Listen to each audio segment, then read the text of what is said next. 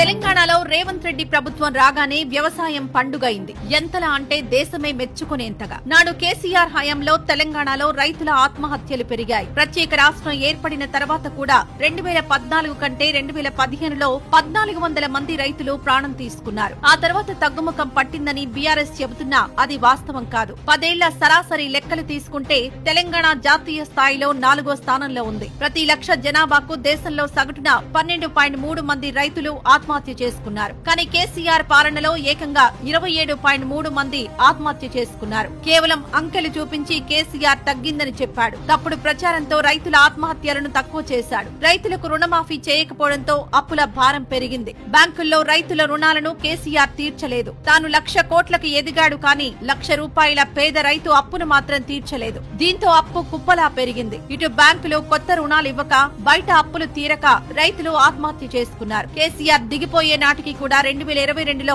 178 మంది రైతులు బలయ్యారు. కానీ రేవంత్ రెడ్డి సీఎం కాగానే ఏడాదిలోనే 21,000 కోట్లకు పైగా రుణమాఫీని ఒకేసారి చేశారు. ఆ తర్వాత రైతు భరోసా, సన్నాలకు 500 రూపాయల బోనస్, బ్యాంకుల ద్వారా రైతులకు విరివిగా రుణాలు ఇప్పించారు. రైతును ఆర్థికంగా బలోపేతం చేశారు. అంతేకాదు ప్రతి కుటుంబానికి గృహజ్యోతితో విద్యుత్ భారం తగ్గించారు. ఉచిత బస్సు ప్రయాణంతో పాటు రేషన్ షాపుల్లో సన్న బియ్యంతో పేద రైతులకు ఆర్థికంగా సాయం అందించారు. ఏదో ఒక సంక్షేమ పథకంతో ప్రతి ఇంటికి ఆదాయాన్ని సమకూర్చిన ఘనత సీఎం రేవంత్ రెడ్డిది. అందుకే 2023లో ఆత్మహత్యలు భారీగా తగ్గాయి. 56 మంది రైతులు వివిధ కారణాలతో ఆత్మహత్యలు చేసుకున్నారు. బ్యాంకుల్లో ఒకేసారి రుణమాఫీతో రైతుల భవిష్యత్తుకు బంగారు బాటలు పడ్డాయి. భూముల్లో బంగారం పండిస్తున్నారు రైతులు. ప్రజా పాలన అంటే రైతు పాలన అని నిరూపించారు ముఖ్యమంత్రి రేవంత్ రెడ్డి.